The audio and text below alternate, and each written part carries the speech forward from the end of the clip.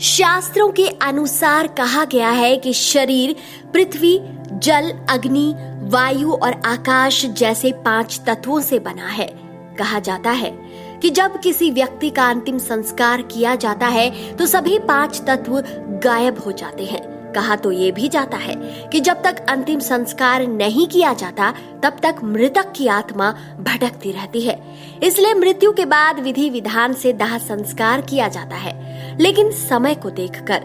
इसके लिए शास्त्रों में कई नियम बताए गए हैं। हिंदू धर्म में दाह संस्कार की परंपरा है। शास्त्रों और पुराणों में जन्म से मृत्यु तक 16 संस्कार बताए गए हैं, जिसमें 16वें संस्कार को आखिरी या अंतिम संस्कार कहा जाता है।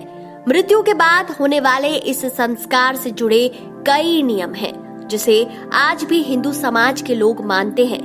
अंतिम संस्कार या दाह संस्कार से जुड़ा सबसे बड़ा नियम है कि कभी भी रात में या शाम ढलने के बाद मृत व्यक्ति का अंतिम संस्कार नहीं किया जाता।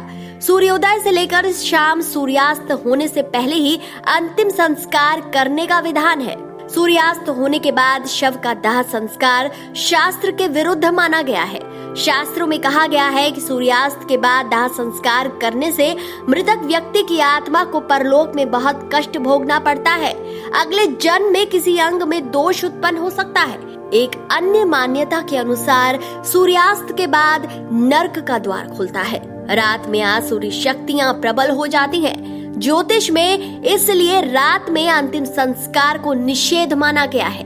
ज्योतिष में कहा गया है कि सूर्य आत्मा का कारक है।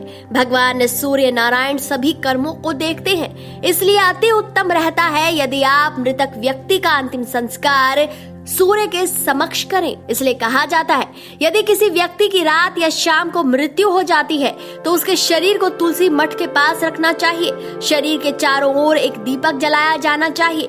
लाश को कभी भी रात में अकेला नहीं छोड़ा जाना चाहिए, क्योंकि मृतक की आत्मा उसके शरीर के चारों ओर घूमती है और उसके परिवार के व्यवहार का निरीक्षण करती है।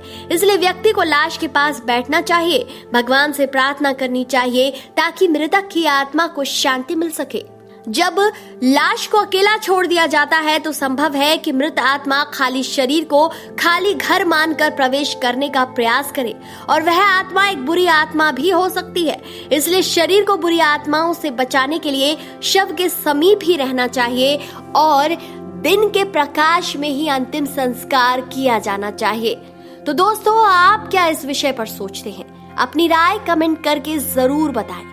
वीडियो अगर अच्छा लगा है तो इसे ज्यादा से ज्यादा शेयर कीजिए।